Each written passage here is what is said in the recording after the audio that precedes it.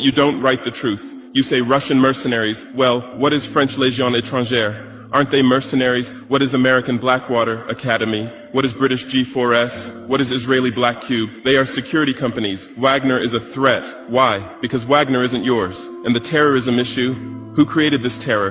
Who founded Al-Qaeda? 1980s, Afghanistan, CIA, Pakistan ISI, Saudi money, against Soviets. Bin Laden was CIA's man. You called them freedom fighters. Who supported Taliban? Again, you. Heroic mujahideen against Soviet occupation. You gave weapons, gave money, gave training, then you lost control. How was ISIS born? 2003, Iraq invasion. You toppled Saddam. You disbanded the army. You banned Ba'ath Party. You tortured in Abu Ghraib, and those people became ISIS. Then Syria. You said Assad must go. You said moderate rebels. You gave weapons. Those weapons went to ISIS, went to al-Nusra. You destroyed Libya. Who looted Gaddafi's weapon depots? Where did those weapons go? To Mali, to Niger, to Burkina Faso, to Nigeria, to Chad?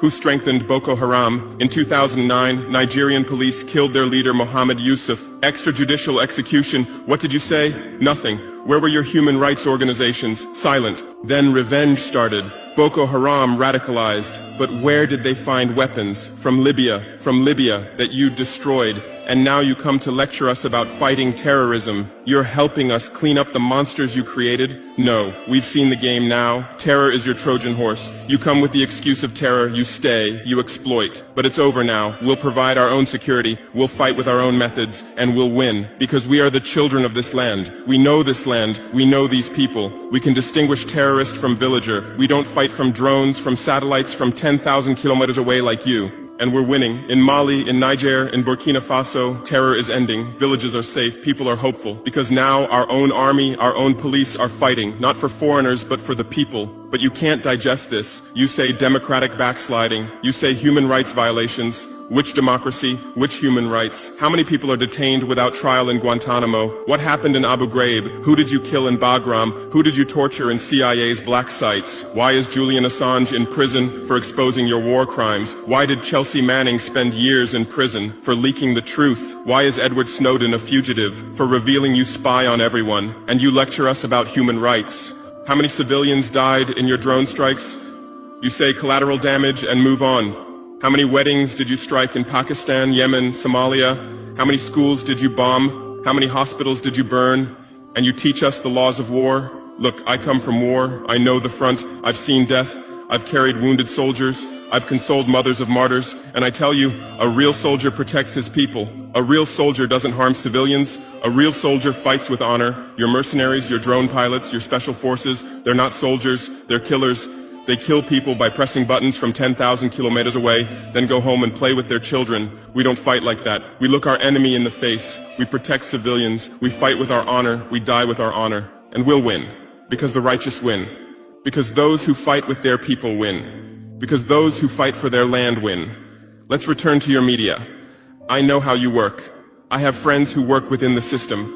There are journalists with conscience, but they stay silent. Why? Because the system silences them. Those who write the truth get fired. Investigative journalists are laid off due to budget cuts. Dissenting columnists are shown the door because reader interest has declined.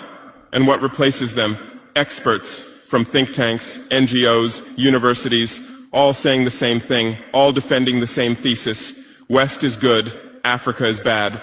So who are these experts? Where do they get their funding?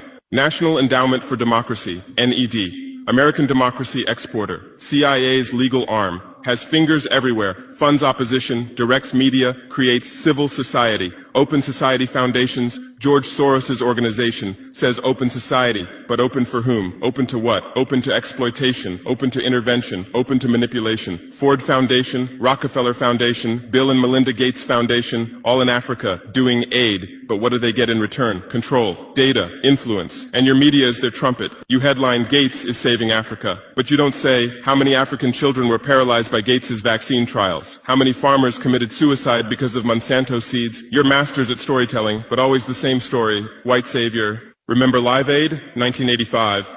We Are the World, charity concert for Africa, millions raised. What came to Africa? Corruption increased, dependency increased. but it was a great story for you. Bob Geldof became a hero. Musicians looked conscientious. Viewers felt good about themselves. Africa remained hungry. Remember Kony 2012? Viral video. Stop Joseph Kony. 100 million views. Result? Kony is still free, but the video maker got rich. Invisible Children organization collected millions. What came to Uganda? American soldiers. And you present these as success stories. Angelina Jolie, Madonna, Bono, all Africa volunteers. They come, take photos, adopt children, leave. And you say, interest in Africa increased. What interest? Whose interest? Interest for what? Madonna adopted from Malawi. You made headlines. But 100 children die from malaria every day in Malawi. You didn't write that, because that news doesn't sell. Bono became Africa's spokesperson, raised billions with U2 concerts, but moved his company to Netherlands to avoid taxes. Money stolen from Africa